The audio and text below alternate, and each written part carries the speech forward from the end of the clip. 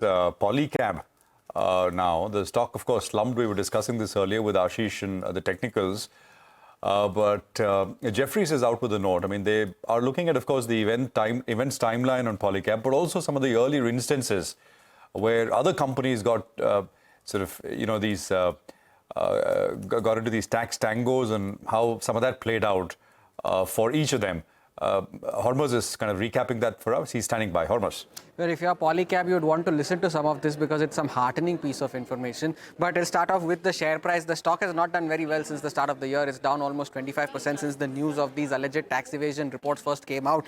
And since the peak that it made on the 12th of December, which was around 5,700 rupees, the stock is down almost 30% from those levels. Now, to recap about what has happened is, the news first emerged when Polycab, in a notice to the exchanges on the 22nd of December, said that the income tax department has commenced searches at some of his offices and establishments.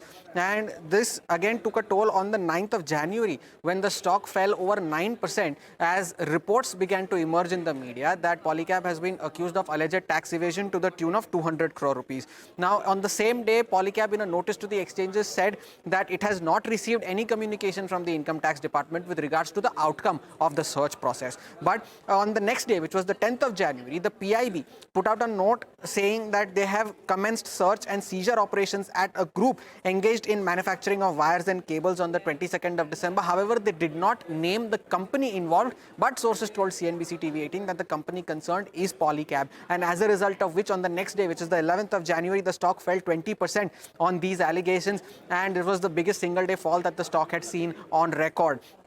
Now, this is not the only company where such instances have taken place over the last 12 months. In May of last year, an IT search took place at Mankind Pharma. In June, it took place at Shree Cement. For Hero MotoCorp, the Enforcement Directorate searched the company offices and also the home of its executive chairman in August last year.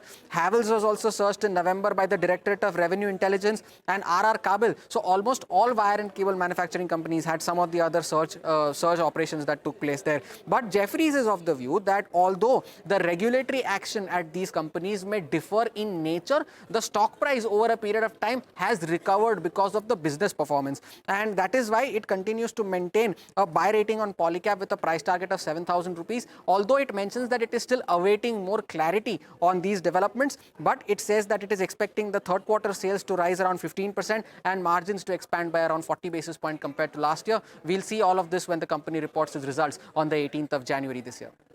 No, absolutely. This later this week, basically, right? Hormaz, thanks very much for that.